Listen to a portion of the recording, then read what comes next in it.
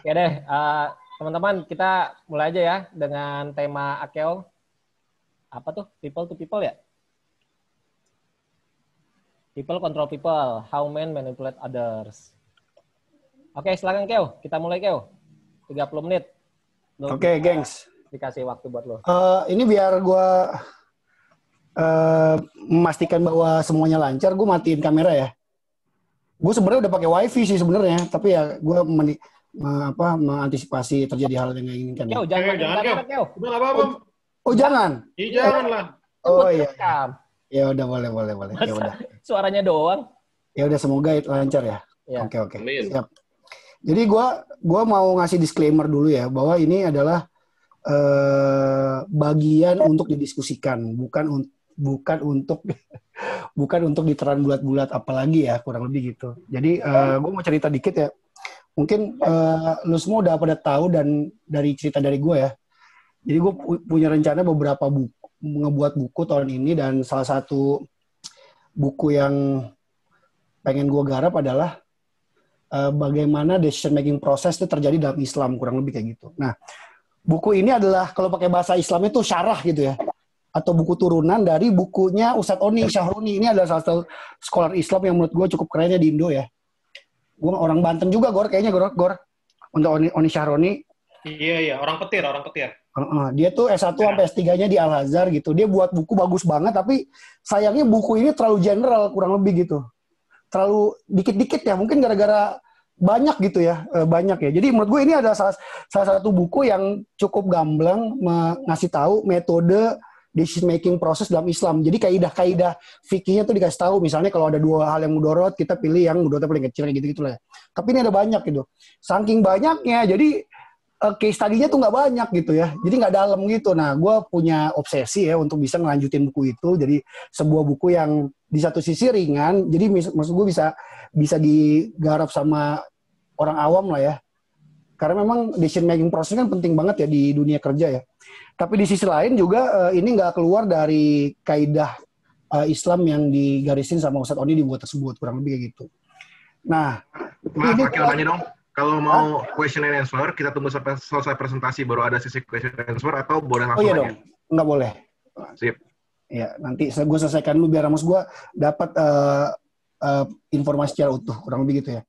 Nah, jadi ada 30 bab dan gue baru sampai bab ke 16 gitu ya, ke 16. Nah, kebetulan bab 16 ini temanya agak-agak mirip nih yang bisa gue sambung-sambungin sama tema kita hari ini. Judulnya, makanya gue kasih judul yang ya gue nggak tahu ya, mungkin cukup provokatif.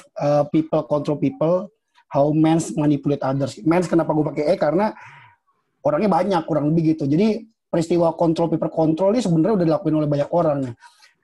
Nah, gue percaya ya bahwa hidup itu tuh kayak ngerjain soal matematik ya.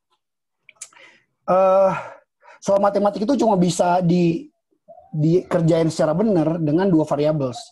Yang pertama adalah dia dikerjain dengan rumus yang benar, yang pertama. Yang kedua, rumus yang benar tersebut dikerjakan secara benar, kurang lebih dua itu. Nah, kalau dua hal itu terpenuhi ya, itu insya Allah benar tuh kerjaan soal matematik. Tapi kalau salah satu variabel nggak dipenuhin ya, entah rumusnya salah atau mungkin rumusnya benar tapi ngerjainnya salah ya kan, kurang lebih gitu ya, itu gagal lah ngerjain soal matematik, kurang lebih gitu. Nah, makanya menjadi penting nih buat kita untuk bisa dalam menyiasati hidup ini ya, konteksnya ya, kita harus make sure bahwa rumusan yang mau kita pakai dalam itu tuh benar, kurang lebih gitu dulu. Itu dulu yang jadi poin penting ya. Nah, baru setelah itu kita mengerjakan rumusan tersebut itu secara benar, kurang lebih gitu. Nah, makanya gue nggak ngomong implementasi di sini, gue cuma ngomong konsep. Nah, once konsep itu udah clear, bayangan gue harusnya 50% bagaimana cara mengerjakan sesuatu dengan benar itu bisa terjadi. Kurang lebih kayak gitu. Oke, bentar ya. Oke. Jadi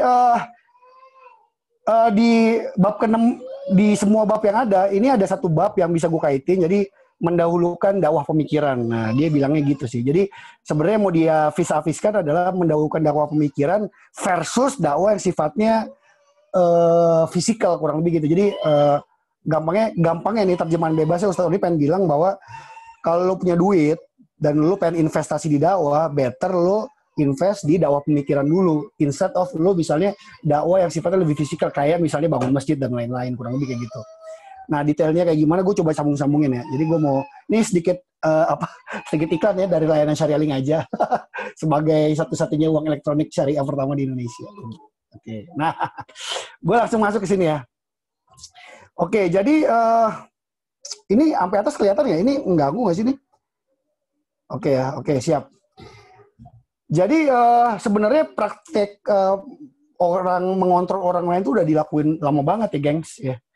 Jadi dari zamannya Firaun mengendalikan orang Yahudi untuk akhirnya bisa ngebangun piramida yang segede itu gitu ya. Bahkan beberapa orang berspekulasi karena mungkin saking sulitnya ini dilakuin sama alien kurang lebih gitu ya.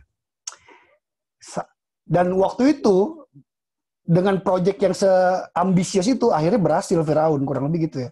Untuk ngelakuin penguasaan manusia atas manusia gitu ya. Atau mungkin kalau kita lihat zaman dulu ya, pembangunan jalan Anyer Panarukan katakanlah, kan beberapa artikel bilang sebenarnya yang sebenarnya itu nggak penjajahan banget, sebenarnya waktu itu penjajah itu ngelakuin pembayaran sebenarnya sama si rakyat, tapi gara-gara sistem feodal di negara kita akhirnya uang yang harus dibayarin kepada pekerja itu akhirnya dikorup dan akhirnya kayak jadi purely penjajahan, padahal dibayar juga. Dan menariknya meskipun dilakuin secara penjajahan gitu ya, dan orang-orang itu juga mau gitu loh dikendaliin kurang lebih gitu. Jadi ini menarik juga gitu ya. Kok bisa gitu ya? Nah, dan mereka berhasil kurang lebih gitu. Baik penjajah di Indonesia ataupun Firaun pada saat itu berhasil gitu mengendalikan manusia gitu. Atau mungkin contoh yang lebih kontemporer lagi adalah ya waktu dulu waktu kita masih gebet-gebet cewek ya. Jadi ya ada orang-orang yang berhasil ngegebet ceweknya dan bahkan akhirnya memanipulasi si cewek tersebut untuk bisa bergerak lebih jauh ya. Kan pada dasarnya kan ya seperti teori gue sebelumnya, cinta itu adiktif dan progresif ya. Ada cowok-cowok yang bisa menunggangi the nature of love itu akhirnya bisa sampai jauh kurang lebih gitu ya. Nah, tapi mengherankan lagi ada orang-orang yang nggak bisa, bahkan ya jangan kan dia mengendalikan nature of love tadi yang adiktif dan progresif ya. Bahkan orang pun nggak bisa meyakinkan bahwa ayo dong lu suka sama gue karena gue suka sama lu gitu ya. Ya udah akhirnya si orang tersebut ya gagal mendapatkan pacar lah ibaratnya kayak gitu ya. Nah jadi sebenarnya intinya gue pengen bilang bahwa proses people control people tuh udah berlangsung dari lama dan akan terjadi sampai saat ini juga kurang lebih gitu ya. Bahkan kalau kita lihat ketika pemerintah ngelakuin kebijakan pemerintah dan harus ditaati oleh rakyatnya itu kan akhirnya proses control people control people yang lain kan kurang lebih gitu. Tapi yang pengen kita ketahui di sini adalah apa sih yang ngebuat sebuah metode berhasil dan apa sih yang akhirnya membuat metode yang lainnya gagal kurang lebih gitu. Nah, ini yang super kontemporer ya. Jadi ya seperti kita tahu ya ini dagelan super gokil ya. Jadi ada cewek ya yang kayaknya nggak ideologis banget, ini dilihat dari cara berpakaian bajunya kurang lebih gitu ya. Yang ke Mabes Polri pakai airsoft gun, itu apa itu maksudnya? Ini maksudnya terlepas dari cupunya dan penuh rekayasanya ini, maksudnya rekayasa yang dalam ya kurang lebih gitu ya. Terlepas dari rekayasa ini gitu ya, dan entah siapa yang jadi man behind the gun ya. Dengan si cewek ini pakai airsoft gun aja dengan sendirian ke Mabes Polri, ini menurut gue ini adalah fungsi keberhasilan nyata gitu ya dari proses people control people kurang lebih kayak gitu ya. Apalagi waktu kita kuliah dulu kita juga tahu beberapa kawan-kawan kita yang akhirnya DO dan akhirnya berhasil mengajak downline yang lain gitu ya untuk akhirnya juga bisa keluar, bisa mengkafir-kafirkan orang tuanya, menilai bahwa pemerintah ini togut dan harus dilawan, dan akhirnya bahkan lebih jauh lagi mereka berani menjustifikasi perbuatan yang notabene dilarang dalam Islam, mencuri misalnya, atau mungkin lebih jauh dari itu, kurang lebih kayak gitu ya. Nah ini kan fenomena yang menarik gitu ya. Jadi maksud gue secara sains nih harusnya sih bisa dipelajari gitu ya. Makanya gue senang banget ya waktu beberapa kawan kita tuh kayak misalnya Talitanya Decil. Direkam ya? Talita ini akhirnya memposisikan dirinya sebagai calon behavioral economic science gitu ya di masa depan gitu ya. Gue sih berharap banyak ya orang-orang yang akhirnya menjadi seperti itu ya, karena ya akhirnya sejak 2017 ketika Richard Thaler memenangkan Nobel Ekonomi ya akhirnya semua orang jadi tersadar gitu ya bahwa ya manusia ini nggak kayak mesin gitu ya, nggak rasional amat, kurang lebih gitu. Kalau kita bisa tahu titik irasionalnya manusia, lu bisa menggunakan itu gitu. Nah inilah yang akhirnya bisa kita formulasikan juga untuk bagaimana kita bisa mengendalikan orang lain, kurang lebih gitu. Ini lu pada chat apa sih? Kayaknya banyak banget nih. Jadi gue inget nih gue masih di BUMN, makanya gue ngelihat ini sebagai pembicaraan yang konstruktif ya, kurang lebih gitu. Siapa tahu ilmu gue bisa diserap sama pemerintah gitu ya, untuk bisa menjadi bagian untuk mengendalikan society ini, kurang lebih gitu. Oke. By the way Rick, nanti kalau udah kelebihan mohon di-cut aja ya. Oke. Jadi intinya gue pengen bilang di poin ini adalah proses people control people ini adalah sesuatu yang bisa dipelajari secara sains gitu ya. Dan kalau akhirnya kita bisa mempelajari itu, menurut gue, dan ini adalah obsesi gue dari dulu banget ya. Karena ya itu tadi, obsesi gue apa? Obsesi gue adalah sebenarnya kalau gue bisa menemukan cara untuk bisa mengendalikan orang lain, ya. Kalau gue adalah orang yang benar, gue pasti akan bisa ngebuat tatanan manusia ini benar. Jadi kalau dulu orang bilang bahwa sistem sama orang duluan siapa, ini menurut gue bukan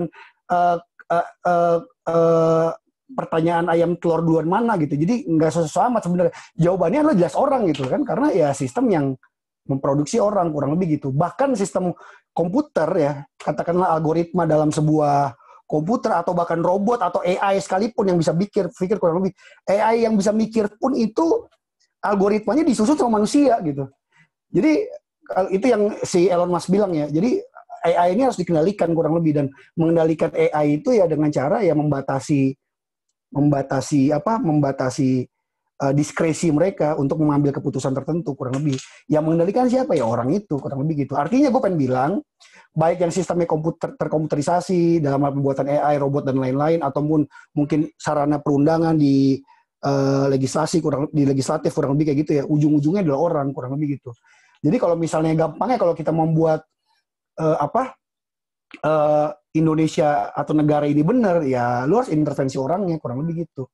Nah makanya akhirnya bukunya Ustadz Tony tadi menjadi relevan gitu. Dan gue adalah orang yang cukup menambahkan ya, dunia Islam ini kembali ke zaman Abbasiyah gitu ya, di mana kita punya the house of wisdom ya. Jadi Baitul Hikmah ya, kurang lebih gitu ya. Jadi ketika Ivy League itu ada di Amerika, sekarang dulu kita punya Ivy League sendiri gitu. Kerjaannya adalah bukan cuma mengkaji, tapi menerjemahkan berbagai macam buku yang ada di seluruh dunia, diterjemahin, kemudian dibenturkan dengan pemikiran lain, akhirnya menjadi sebuah antitesa baru, kurang lebih. Dan akhirnya jadi ilmu pengetahuan baru. Menurut gue itu luar biasa, kurang lebih gitu. Dan akhirnya pada saat itu, Khilafah Abbasiyah tuh yang lagi top itu ya emang top banget, kurang lebih kayak gitu, sampai akhirnya negara api menyerang, kurang lebih gitu. Nah lanjut lagi,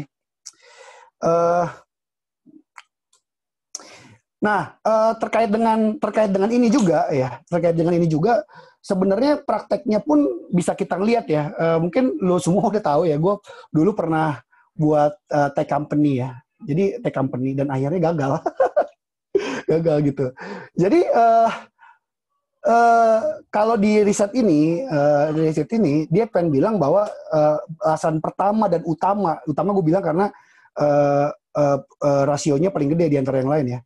Ini kenapa ada sebuah startup gagal? Ini sama aja kayak ketika ada seseorang mau nembak cewek, terus kemudian proses penembakannya itu gagal, kurang lebih gitu. Ya gara-gara sebenarnya ya kalau dalam konteks startup ya, kita menyediakan produk, ya kita membuat produk yang simply nggak mereka inginin sebenarnya, kurang lebih gitu. Akhirnya ya produknya nggak laku, growth rate-nya stuck, kurang lebih gitu. Jadi kita tuh kayak terlalu egois gitu ya, untuk akhirnya punya asumsi yang berlebihan, untuk akhirnya bisa menyelamatkan dunia dengan produk tertentu. Padahal kredo yang harus, atau prinsip utama yang harus kita lakuin sebelum kita ngebuat produk ataupun proposal ya, adalah kita refer on target marketnya gitu. Jadi target marketnya sebenarnya butuh apa sih, pain point-nya apa sih, interest-nya apa sih. Nah, kita come up dengan itu, kurang lebih kayak gitu ya. Gitu. Begitu juga ketika ada orang yang mungkin gagal nembak cewek gitu. Sesimpel ya dia terlalu egois saja, ingin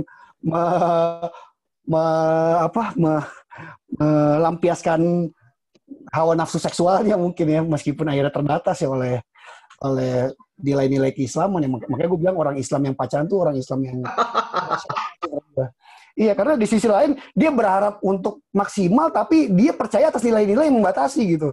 Di sisi lain dia harus udah keluar effort gitu untuk membuat peperangan ini nggak bisa dia menangkan gitu. Jadi menurut gue irasional gitu. Makanya gue ya gitulah, ya seperti kalian tahu, nggak usah dibahas di bab ini ya. Nah intinya adalah kawan-kawan, prinsipnya adalah kita akan berhasil untuk bisa ngelakuin sesuatu atas orang lain. Itu ide utamanya yang besar ya. Ketika kita tahu siapa target market kita, dan kita tahu dia maunya apa, atau interest-nya atau apa, atau kita tahu pain point-nya apa, atau kebutuhannya apa. Once kita bisa deliver itu dengan baik, ya kan, sesuai dengan pain point dan interest-nya dia, harusnya sih proposal kita mendekati 100% diamini, maksudnya diterima kurang lebih gitu ya. Nah mungkin, ini juga yang akhirnya jadi penjelasan kenapa forum ini yang datang cuma 14 misalnya.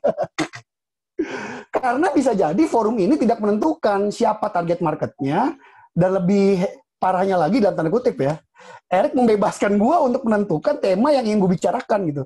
Harusnya yang benar adalah, ini sesuai dengan struktur berpikir ini ya, forum ini, forum sedekah air ini menentukan siapa target marketnya, identify apa needs-nya, apa pain point-nya, apa interest-nya dia, terus kemudian dia desain materi yang berkaitan dengan pain point atau interest target marketnya tersebut. Harusnya ya kalau misalnya itu dijalankan dengan struktur berpikir yang benar, harusnya kegiatan ini orangnya lebih lama. Tapi kan gue bilang juga sama Eric, tapi artinya maksud gue ini juga nggak bisa disalahin ya, karena memang gue bilang sama Eric, ini formnya terbatas untuk kita aja yang ada masalah kurang lebih. Tapi maksud gue ini gue merefleksi ya. Mungkin lu bisa tanya teman-teman gue ya. Gue kalau buat acara tuh ya, buat acara offline ya, itu most likely itu berhasil gitu. Semua selalu penuh ya. Karena itu tadi, karena gue berpikir dengan alur berpikir kayak tadi kurang lebih kayak gitu. Nah, begitu juga ketika gue akhirnya belajar dari Selasar, dan akhirnya gue akan coba buat di link aja dan lain-lain ya. Nah, kayak gitu-gitulah ya. Nah, lanjut. Nah, akhirnya kalau misalnya akhirnya kita bisa buat produk yang market fit, ini PMF itu produk market fit ya, kurang lebih gitu ya. Jadi produk sebenarnya produk dash market gitu ya. Produk market fit gitu. Akhirnya cita-cita kita untuk bisa ngebuat produk kita ini mengalami pertumbuhan yang baik, atau mungkin kalau bisa ditambahin invariable network effect, bisa jadi pertumbuhan yang eksponensial, kurang lebih gitu ya. Harusnya ini lebih mudah terjadi, kurang lebih kayak gitu. Nah, jadi sebelum kita ngomongin masalah buat produk yang kayak gimana, terus kemudian investmentnya berapa, terus kemudian hal yang sifatnya sophisticated lain ya, terkait dengan perencanaan product management, atau mungkin startup valuation iteration, kurang lebih kayak gitu ya. Ya kita harus ngebahas sesuatu yang lebih fundamental dulu. Apa itu? Kita udah belum berpikir secara benar bagaimana cara kita creating value untuk society, kurang lebih gitu. Nah, once kita udah bisa melakukan proses value creation itu secara benar dengan metodologi berpikir yang benar, ya kan? Akhirnya proses growth macam ini dari starting point, problem insight, kemudian akhirnya kita ngelakuin buat produk yang sederhana, tapi akhirnya bisa kita tes gitu, betul apa enggak sih produk yang kita garap ini market fit, kurang lebih akhirnya di testing, divalidasi, terus kemudian kita iterasi, perbaiki lagi, akhirnya kita bisa dapat nih produk yang market fit di poin 4, akhirnya kita bisa scale it, kurang lebih kayak gitu. Jadi makanya ini mungkin paradigma lain. Kalau kita buat sesuatu atau ngerjain sesuatu, yang penting mulai dulu ya, terus coba gitu, kurang lebih kayak gitu ya. Tapi coba ini nggak asal-asalan yang tadi gue bilang ya. Cobanya nggak asal-asalan, cobanya ya berdasarkan framework product market fit ini. Jadi once kita udah dapet titik keempat ini baru kita scale up kurang lebih gitu. Tapi sebelum itu, karena gini ya, ngebuat ini jadi scale up itu kan butuh resource ya, butuh waktu, butuh tenaga, butuh duit segala macam. Jangan sampai kita jump ke posisi scaling sebelum kita melewati fase product market fit tadi, kurang lebih kayak gitu.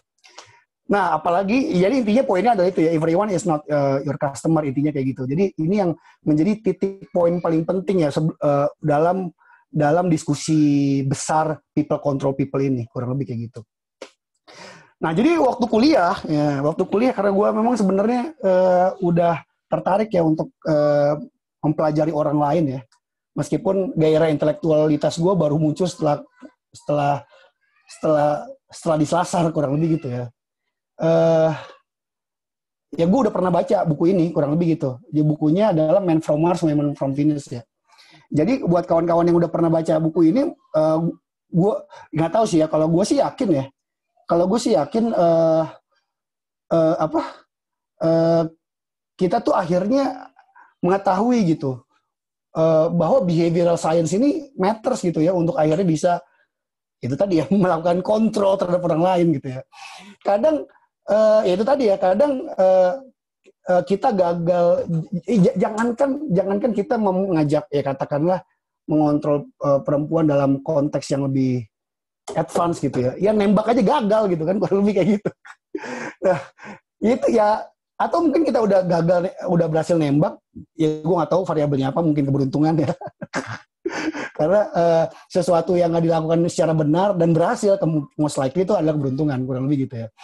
Nah, pun kita udah berhasil nembak, biasanya hubungannya bisa jadi garing, atau yang lebih parahnya lagi dalam konteks people control people adalah kita nggak bisa mengontrol objek kita sesuai dengan keinginan kita gitu ya. Akhirnya dalam konteks ini adalah hubungannya berantakan ya, terus kemudian akhirnya dan lain-lain kurang lebih. Jadi kalau menurut buku Men from Mars, Women from Venus, itu bisa terjadi karena kegagalan kita untuk akhirnya bisa berkomunikasi dengan objek kontrol kita, kurang lebih kayak gitu. Nah, buku ini pengen bilang bahwa naturally laki-laki dan perempuan ini memiliki karakteristik yang berbeda gitu. Nah, parahnya adalah kita sebagai subjek seringnya beranggapan bahwa objek kita ini sama kayak kita gitu. Jadi laki-laki from Mars, women from Venus, dan kita laki-laki menganggap bahwa perempuan juga dari Venus, padahal perempuan juga dari Mars, padahal mereka dari Venus. Mereka punya karakteristik yang berbeda, mereka memiliki gaya bicara yang berbeda, mereka memiliki ekspresi yang beda, mereka memiliki ekspektasi yang beda dan lain-lain gitu ya.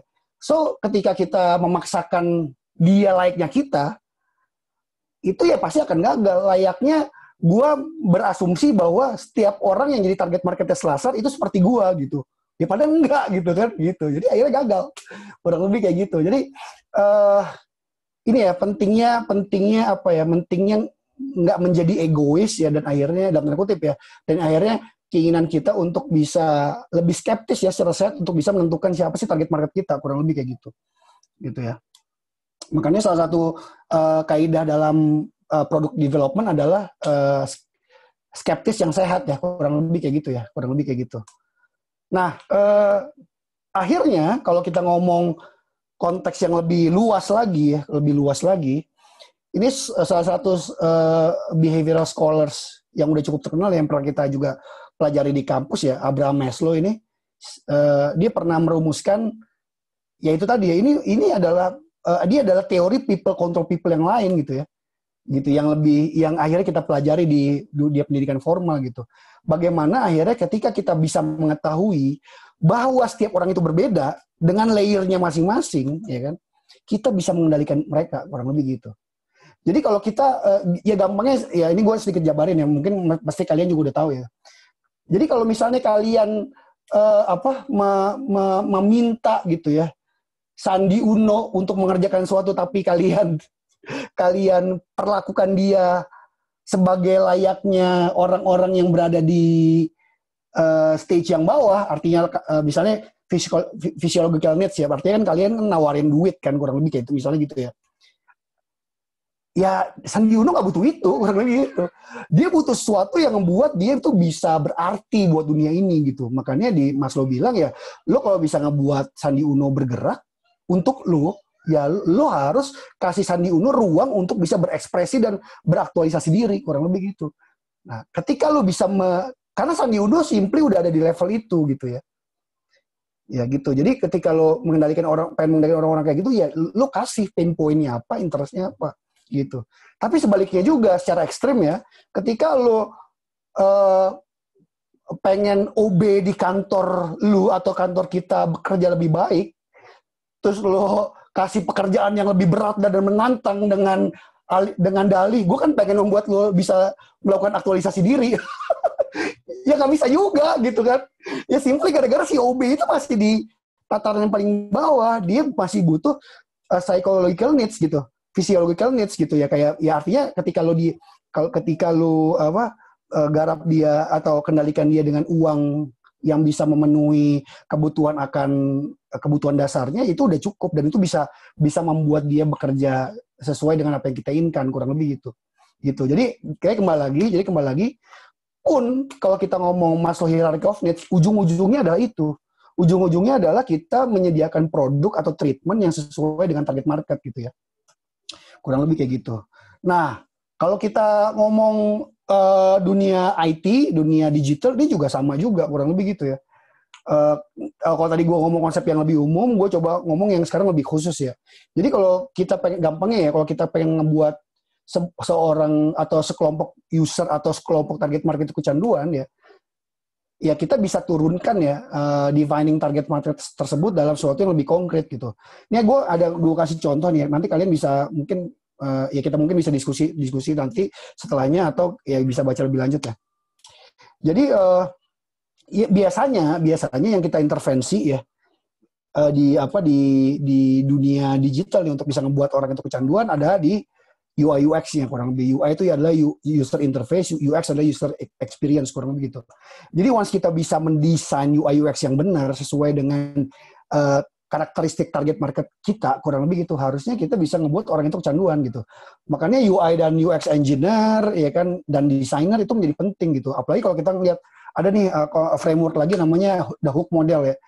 Jadi gampangnya kalau kita ngelihat YouTube atau sosial media yang bisa ngebuat orang itu kecanduan gitu ya, mereka tuh sebenarnya lagi menerapkan sistem hook model ini dari kita akhirnya si penyedia teknologi membuat trigger, terus kemudian akhirnya mendrive mereka buat action, terus kemudian akhirnya kasih variabel yang sifatnya reward yang sifatnya variabel, terus kemudian akhirnya mengikat mereka dengan investasi gitu ya biar nggak terjadi moral hazard dan akhirnya loop itu terjadi gitu terus menerus sampai gede, kurang lebih gitu ya.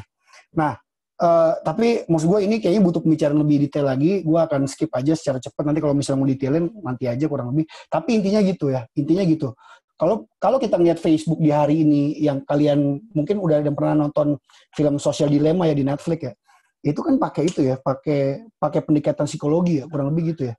Jadi kalau kita ngelihat sosial media yang keren-keren di hari ini, gue yakin di belakangnya itu selain ada data scientist, mereka itu pasti punya behavioral scientist yang hebat sih, kurang lebih kayak gitu ya, kurang lebih kayak gitu. Nah, ini tadi gue sempat mention dikit ya.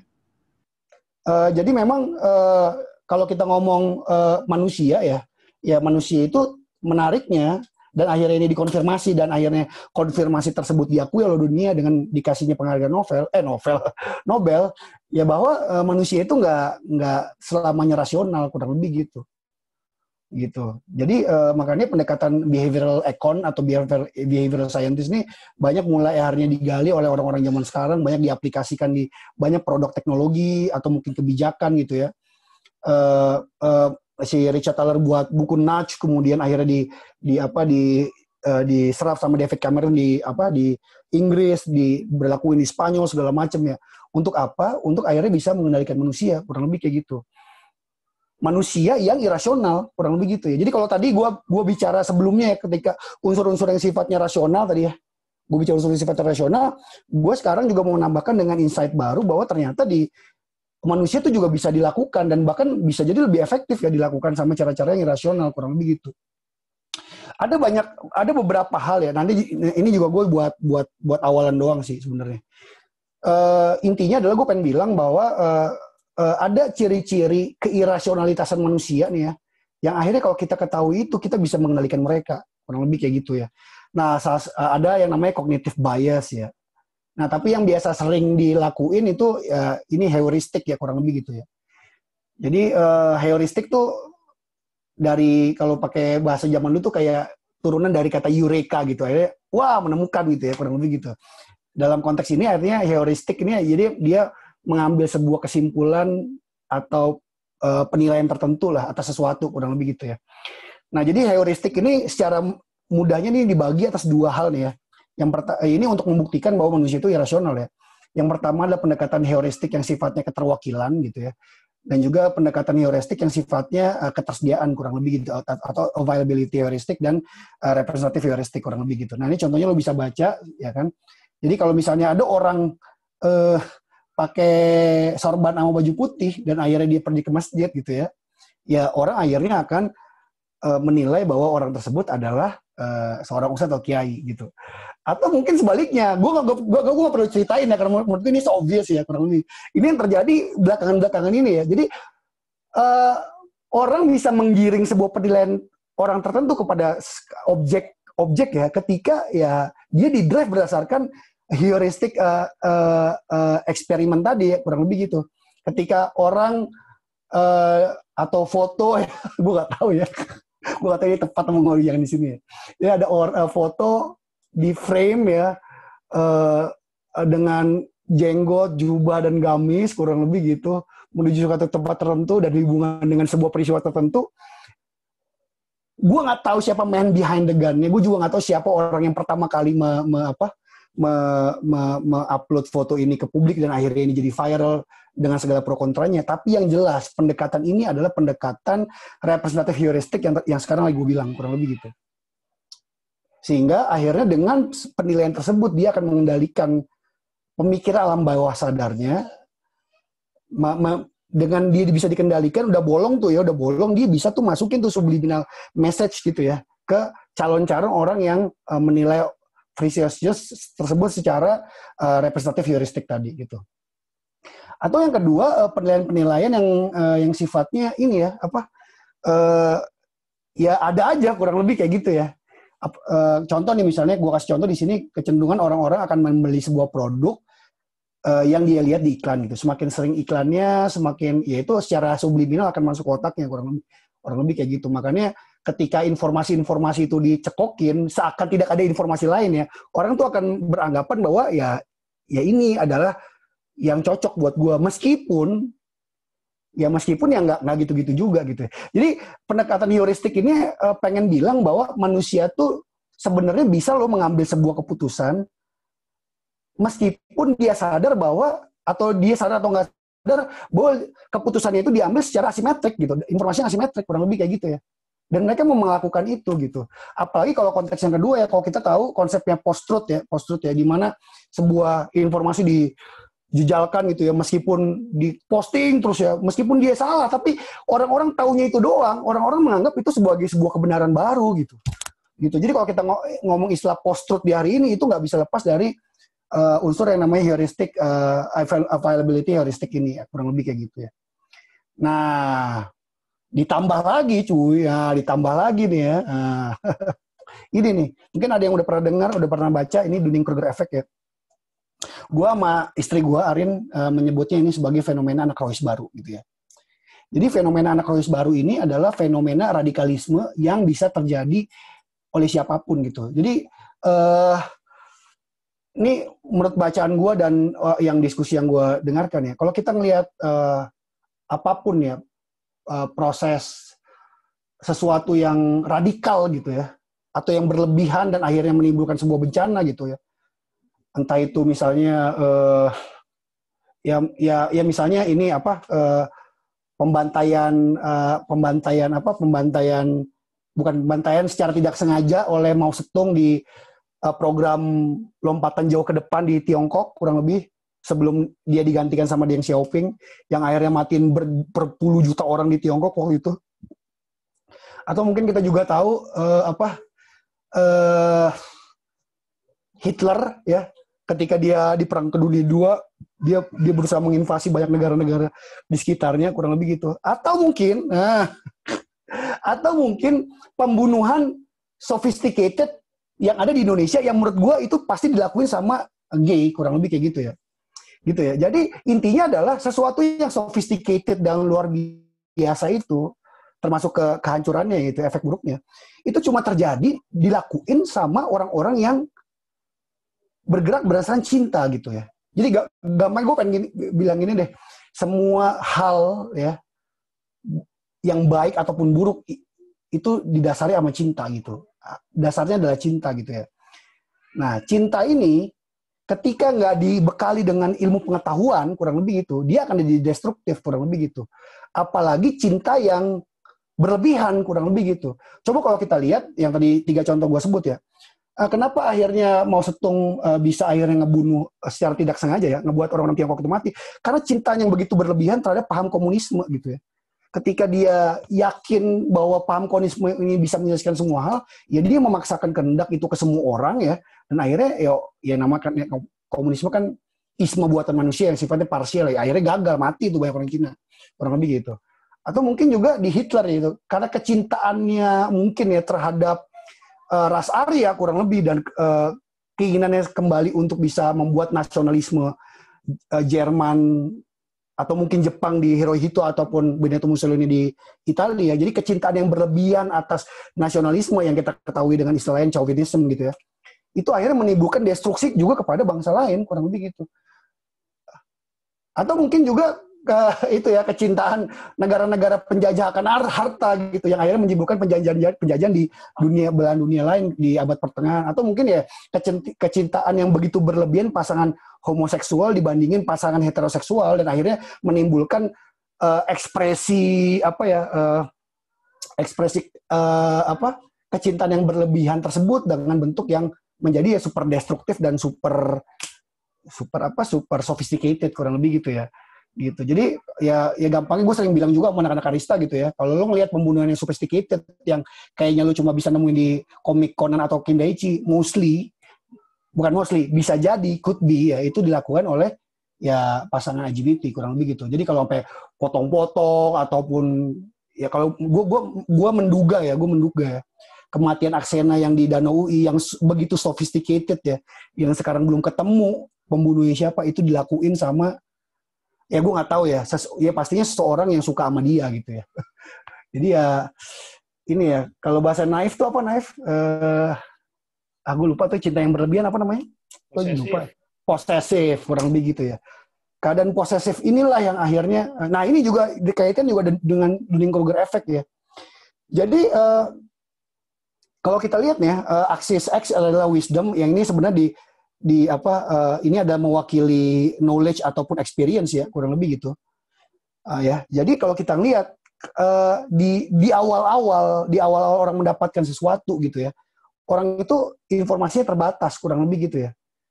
Nah, di titik itu dia tuh kayak apa? Dia nggak tahu bahwa dia nggak tahu gitu. Itu parah banget kan kondisinya kan. Dia nggak tahu bahwa dia nggak tahu gitu. Akhirnya dia melakukan sesuatu dengan confidence level yang tinggi, kurang lebih gitu. Makanya kalau di sini disebutnya the peak of mountain stupidity gitu. Gitu. Ya ini yang terjadi sama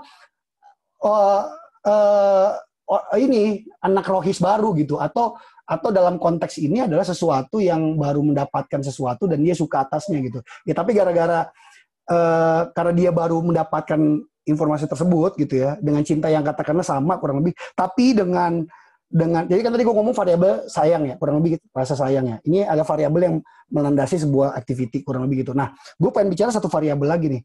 Nah, ketika variabelnya ini salah satu, yang satunya lagi adalah knowledge ya, kurang lebih gitu, atau information. Nah, semakin kecil dia punya informasi, apalagi di early stage-nya dia akan meninggalkan confidence level yang tinggi, kurang lebih kayak gitu ya.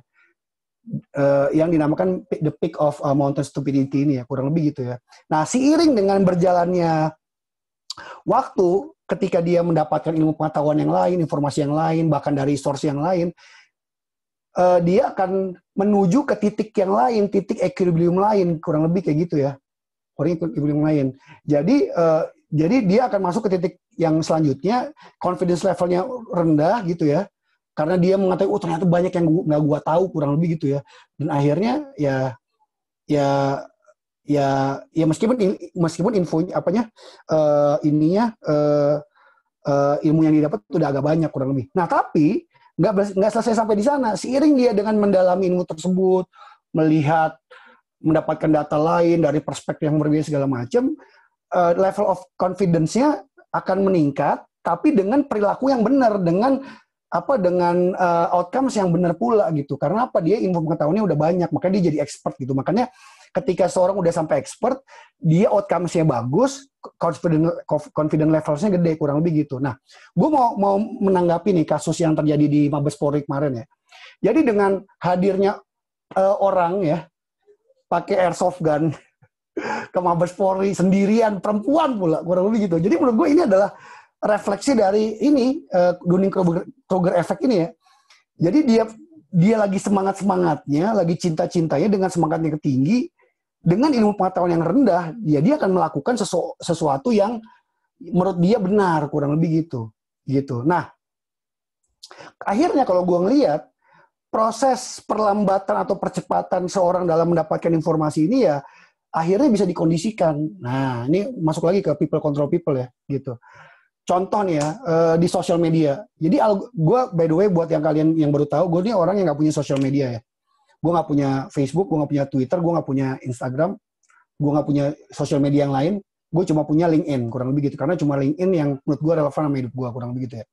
Nah, selain masalah relevansi, ini juga terkait dengan algoritma sebenarnya ya. Dengan algoritma. Jadi algoritma sosial media lain, non LinkedIn ya. LinkedIn mungkin agak kayak gitu, tapi nggak segokil ini, nggak sekolah. Jadi dia itu akan ngasih algoritma sosial media itu didesain untuk bisa memprovide sesuatu yang dibutuhkan atau diinginkan atau diinterestkan oleh si user, kurang lebih secara algoritmik, secara customize, kurang lebih kayak gitu. Sebenarnya ini bagus gitu ya, biar orang itu cuma mengkonsumsi apa yang dibutuhkan doang. Tapi kalau kita ngomong ini, kita tarik lebih luas ya, ini adalah proses proses pencarian kebenaran, kurang lebih gitu, di mana kita butuh menubrukkan antara satu informasi dengan informasi lainnya. Algoritma sosial media ini jadi super destruktif, kurang lebih kayak gitu ya. Ya ini kita ketahui di Facebook ya. Katakanlah Facebook kan sebenarnya kan bukan cuma tempat sarana orang berkenalan atau orang sarana jualan gamis dan kolor ya, kurang lebih gitu, tapi sarana untuk bisa berdebat juga, berdialektika dan lain-lain. Nah, dengan algoritma Facebook yang mengunci ruang pertemanan kita, yang mengunci ruang diskusi itu, sehingga feed-feed yang hadir ke kita cuma feed-feed yang berkesesuaian dengan interest kita dan pandangan politik kita, katakanlah, akhirnya orang-orang yang ada di Facebook, di Twitter ataupun di yang lainnya akan sempit, kurang lebih kayak gitu ya, gitu. Jadi gampangnya di Dunning-Kruger effect ini dia nggak bisa maju gitu ya, proses mendapatkan pengetahuannya dari yang low menjadi knowledge yang kecil menjadi knowledge yang lebih gede, kurang lebih gitu. Nah, ketika ini disulut dengan rasa cintanya akan misalnya satu orang paslon presiden tertentu atau kebenciannya atas paslon presiden yang lain, ya udahlah, jadi bodoh aja tuh orang-orang di sosial media, kurang lebih gitu. Ya sama seperti bodohnya orang-orang yang akhirnya berhasil dikungkung ya ruang mereka untuk bisa mendapatkan informasi ya, untuk akhirnya bisa membuat secara natural menjadi bijak, kurang lebih gitu. Siapa orang-orang tersebut? Nah, ini ada di kanan ini. Ya, ini yang sering kita gibahkan ya kawan-kawan yang di grup Arista ya. Jadi gue nggak tahu bener apa enggaknya ya, tapi yang jelas gue yakin ada orang-orang atau pihak-pihak yang sengaja memang membatasi ruang otak kita untuk mendapatkan informasi yang lebih banyak gitu ya. Sehingga orang tersebut berada dalam spektrum informasi homogen tertentu gitu ya, dan itu lagi yang diasup kurang lebih, ya udah akhirnya ya dia jadi ekstremis, kurang lebih kayak gitu. Dia jadi ekstremis, dia menganggap kelompoknya gua doang yang benar, yang lain salah.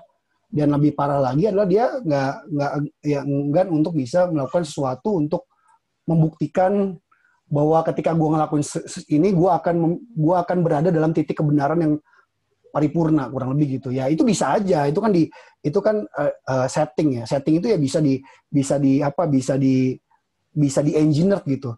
Sama siapa? Sama orang-orang yang tadi yang di satu sisi dia mengatur asupan informasinya, tapi di sisi lain dia menginjek rasa cintanya gitu ya. 5 menit lagi, Keo. Menginjek rasa cintanya, seperti injection rasa cinta nasionalisme yang diinjek oleh Hitler kepada orang-orang Jerman pada saat itu, kurang lebih gitu ya. Nah ini terakhir gue pengen bilang, tapi nggak seru ya kalau akhirnya gue nggak membuat perumusan gue sendiri ya. Jadi mungkin kawan-kawan juga tahu ya bahwa gue punya sebuah teori ya yang namanya kotak kesejahteraan itu di Arista Arista Bacot Minar ya. Arista Bacot Minar sebelumnya gue udah terangkan juga teori gue. Gue berharap teori itu divalidasi dan ya makanya gue pengen sekolah lagi sebenarnya. Gue pengen memvalidasi banyak banget hipotesis yang ada di otak gue sebenarnya. Nah ini ada itu satu hipotesis nih gue pengen show ke kalian hipotesis gue yang lain ya. Gue pengen menyempurnakan teori Maslow sebenarnya kalau boleh gitu ya. Nah jadi gue berbeda sama Maslow yang bentuknya piramid, gue pengen menggabungkan antara piramid yang sifatnya piramid gitu ya dengan aksis ya, dengan aksis X dan Y kurang lebih kayak gitu ya, kayak Dunning-Kruger effect tadi ya. Jadi kalau kita lihat nih ya, aksis X-nya adalah number of people can be controlled. Intinya adalah ya orang yang bisa kita kontrol kurang lebih. Yang aksis Y-nya adalah quality atau durability seorang tuh bisa dikontrol kurang lebih kayak gitu ya. Gitu. Nah jadi gampangnya gue ngelihat ada 4 layer ya, ada 4 layer metode people control people yang bisa dilakuin, dan gue ya lo percaya apa enggak, dan gue memperlakukan itu di kantor cuy, dan di pekerjaan gue ya. Jadi gue nggak tahu ya. Jadi ini gue ceritain ini biar gue pengen lo percaya, gue pengen lo kegambar gitu bahwa gue sebagai orang yang menelurkan hipotesis, gue seperti memiliki intellectual obligation gitu untuk bisa mencoba gitu ya. Nah, jadi di tahun 2020 layanan Syariah Link aja tuh baru diluncurin kurang lebih. Jadi satu-satunya e-money di Indonesia yang belum pernah ada benchmarknya sama sekali. Bahkan lebih anehnya lagi adalah kami berdiri masih bersama dengan layanan yang reguler gitu, yang merah. Jadi ini bukan dual apps gitu ya, tapi single apps dengan dual target market. Ini kan super membingungkan ya kalau kita ngomong UI UX sih kurang lebih gitu. Nah intinya adalah stage pertama yang ingin gue lakuin adalah ya gue nggak buat brand awareness lah, gampangnya kayak gitu ya, biar apapun nanti strategi yang akan gue lakuin di depan ya gue akhirnya bisa punya exposure yang gede dan punya brand awareness yang gede juga. Nah akhirnya waktu itu gue lakuin adalah gue nekat ya ketika di challenge sama CEO gue. Jadi dan ini proses terjadi 1 bulan ya sebelumnya ya. Ini dikit lagi kata dia, ini dikit lagi ini nih 1 Muharram. Lu mau ngapain kayak dia bilang gitu kan. dengan spontan gue inget teori gue dan akhirnya kayak enak juga nih gue coba ya. Jadi gue bilang sama doi waktu itu adalah gue akan ngelakuin perayaan 1 Muharram yang gue bisa klaim ini adalah perayaan paling gede dan yang paling low cost yang pernah ada di seluruh Indonesia gitu ya. Dia bilang bentuknya gimana? Gue akan undang nih wakil presiden, ya kan, semua kepala lembaga negara yang pemerintahan yang berkaitan dengan Islam ya, dalam hal ini ya salah satunya BPKH, BPJPH, terus kemudian KNKS dan lain-lain, Basnas, BWI dan lain-lain ya. Sama ketua-ketua lembaga yang swasta lain yang berhubungan dengan Muslim kurang lebih kayak gitu. Dan akhirnya beberapa kepala daerah yang berhubungan dengan yang punya interest sama ekonomi Islam kurang lebih. Dengan menggunakan teori ini, ya kan, gue bisa tuh akhirnya ngumpulin 40 prominent institutions ya, yang tadi gue sebutin tadi dalam satu forum, dan gue itu cuma keluar duit sekitar 100 juta gitu ya. Dan kalau kita lihat, ini kan ada beberapa value metrics ya. Jadi kalau kita lihat PR metric PL value-nya aja, kalau kata tim PR gue itu nilainya itu udah sampai 11 miliar. Itu baru PR value ya, belum yang lain kurang lebih kayak gitu. Ini Fai kalau kan Fai kan kenal Mbak Yanti ya. Ini gue lakuin sebelum Mbak Yanti di link aja kurang lebih gitu. Nah, akhirnya gue nyoba lagi. Jadi di akhir tahun gue tuh gue buat sebuah acara yang kayaknya belum pernah bisa dilakuin sama orang lain. Apa itu? Gue buat platform-platform yang ada yang bersaing itu, yang dalam hal ini adalah yang karya anak bangsa ya. Blibli, Tokopedia sama Bukalapak bergabung dengan satu acara dan signing kesepakatan bersama kami untuk bisa ngelakuin sesuatu bareng kurang lebih gitu. Jadi banyak orang yang bilang dan itu alhamdulillah terjadi gitu ya. Kata-kata CEO gue, gila lu Keo, lu bisa nih ngelakuin pertama kalinya di Indonesia. Bahkan kayaknya wakil presiden juga nge-quote itu ya. Jadi kayaknya ini baru pertama kali ketiga platform itu berada dalam satu acara dan itu akhirnya mereka willing untuk collaborate kurang lebih gitu. Yang sebelumnya mereka menggempur satu sama lain. Nah, balik lagi, intinya gue bukan mau keren-kerenan, gue cuma sesimpel gue pengen membuktikan hipotesis gue aja, gitu ya. Jadi gue sebenarnya lagi mau membuktikan hipotesis gue ini ya. Jadi ini melanjutkan Maslow. Jadi gue merekonstruk ya idenya Maslow, gue benturkan dengan ide gue yang lain, akhirnya timbullah teori ini ya. Jadi gampangnya, kalau lo mau ngelakuin orang lain, numbers-nya gede, tapi quality-nya kurang lebih gitu ya. Jadi maksud gue, once intervensi ini dihilangin ya, hilang juga pengaruh lo ya. Ya lo caranya adalah, lo kasih pain ya, kurang lebih gitu. Ini sebenarnya kebagi dua sih. Yang paling dasar tuh sebenarnya ngasih pain bukan ke diri kita ya. Jadi yang paling bawah itu ngasih pain ke orang yang kita sayang sebenarnya. Baru yang kedua adalah kasih pain buat diri kita sendiri gitu ya. Gitu.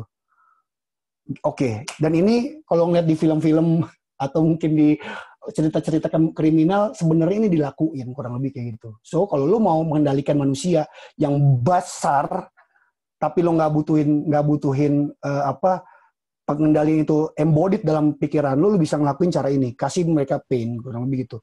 Kalau lo mau lebih impactful dengan jumlah yang lebih gede, ya kan? Ya lo kasih pain buat orang yang disayang kurang lebih gitu. Oke. Yang kedua adalah ini nggak bisa dilakukan oleh orang yang sebanyak layer yang pertama gitu, tapi dia memiliki quality atau mungkin durability yang lebih lama gitu ya. 1 menit lagi Keo. Ya. Caranya adalah ya lo bantu mereka untuk bisa solve problem mereka kurang lebih gitu ya. Nah ini yang sebenarnya gue lakuin di contoh gue kemarin kurang lebih gitu. Jadi gue identify dulu sebenarnya orang-orang ini butuhnya apa sih di case gue yang pertama. Dengan kayak Ma'ruf baru jadi wakil presiden, terus kemudian akhirnya dia melihat bahwa Indonesia tuh udah punya master plan ekonomi syariah. Sebenarnya banyak para ketua lembaga itu yang sebenarnya pengen show off gitu, pengen dapat panggung gitu ya. Ya begitu juga ketika marketplace tersebut tadi gue kumpulin, mereka tuh punya pain point. Pain point-nya apa? Dia juga pengen cari muka di depan wapres, kurang lebih kayak gitu ya. Jadi dengan menggunakan gila ini forum publik sih. Ngeri juga gue. Pokoknya intinya adalah itu terjadi aja ketika gue bisa menyelesaikan dan membantu mereka untuk menyelesaikan permasalahan mereka yang so far mereka nggak bisa selesaikan gitu ya caranya. Dengan ada program gue ini, problem mereka bisa solve. Ya gampangnya ya kita sebenarnya lagi ngelakuin symbiosis mutualism activity sebenarnya. Tapi kalau dalam sesuatu yang lebih konspiratif, ya mungkin kita bisa mengendalikan adalah treatment ini bisa mengontrol mereka. Wah kan luar biasa kan. Gitu. Gua sebenarnya ngeri sih. Makanya gue bilang ini kalau bisa forumnya terbatas aja. Gue juga berharap sebenarnya ini nggak di-post di publik ya. Kalau di-post gue request dihapus-hapus deh beberapa yang sensitif ya. Nah, selanjutnya adalah help achieve their goals ya. Jadi kalau misalnya tadi selain pain point-nya, yang selanjutnya adalah kita bantu mereka selesaikan ambisi mereka gitu ya. Jadi gue nggak tahu ya, gue nggak tahu ya. Banyak orang yang bilang di kantor, gila lu kayak punya bakat alam gitu untuk bisa ngelakuin lobby sama orang segala macam. Sebenarnya bukan bakat alam sebenarnya. Gue sebenarnya lagi ngelakuin prinsip ini aja gitu ya. Jadi gue berusaha ngambil perspektif orang lain aja sih sebenarnya gitu ya. Jadi gampangnya kalau tadi gue bicara pain point, gue pengen kalau lu atau kita pengen di effort lebih lagi buat kita, ya kan? Caranya adalah ya lu identify bukan pain point lagi, tapi interestnya dia apa gitu. Misalnya gitu ya. karir yang lebih baik ya kan, atau apa segala macam. Once kita bisa nge-tweak ya angle proposal yang kita kasih ke mereka dengan perspektif itu ya, bahwa apa yang gue offer ke lo nih, apa yang proposal gue nih lakuin sebenarnya bisa ngebuat lo bisa achieve their goals lo, dia akan ngelakuin sesuatu buat kita gitu ya. Bahkan kita less effort atau no effort sama sekali, kurang lebih gitu ya. Nah yang terakhir ya ini adalah faith, kurang lebih gitu. Jadi gampangnya kalau kita mau melakukan seorang, dan ini kan pasti jumlahnya lebih kecil ya, number of people yang bisa kontrol kecil, tapi ini luar biasa gitu dampaknya, kurang lebih gitu ya. Jadi gampangnya kalau kita bisa mendrive narasi bahwa proposal kita ini bisa membantu dia, nah gampangnya gini ya, melihat Allah di surga nanti, gampangnya begitulah ya, gampangnya gitu ya. Atau sesuatu yang sifatnya transcendent gitu ya. Atau mungkin sesuatu yang sifatnya spiritual untuk ateis ya. Ya kan spiritual buat ateis kan beda lagi ya. Jadi intinya lebih ke spirituality atau faith lah kurang lebih ya. Bahwa dia akan ngelakuin sesuatu itu, wah gila. Dengan nyawa kurang lebih gitu ya. Jadi gampangnya ketika lu pengen ada nyawa orang lain dikorbankan untuk lu harus bisa ngedesain sebuah angle yang akhirnya bisa menyentuh titik faith atau spirituality ini gitu. Oke, mungkin itu aja dari gua. Gua rasa ini juga banyak hal yang bisa dikoreksi atau kita diskusikan lebih lanjut. Kembali lagi kawan-kawan, gue happy banget kalau pemikiran gue ini bisa di-challenge atau mungkin bisa diperbaiki atau mungkin bisa divalidasi dan akhirnya ditetapkan dalam sebuah jurnal ilmiah yang lebih proper gitu ya. Sehingga ya harapan gue sih dengan menciptakan dengan kita bisa membuat metode mengatur orang dan sehingga orang tersebut bisa bergerak secara benar gitu ya. Hasilnya harusnya peradaban ini juga akan makin benar. Mungkin dari gue itu aja. Thank you. Assalamualaikum warahmatullahi wabarakatuh.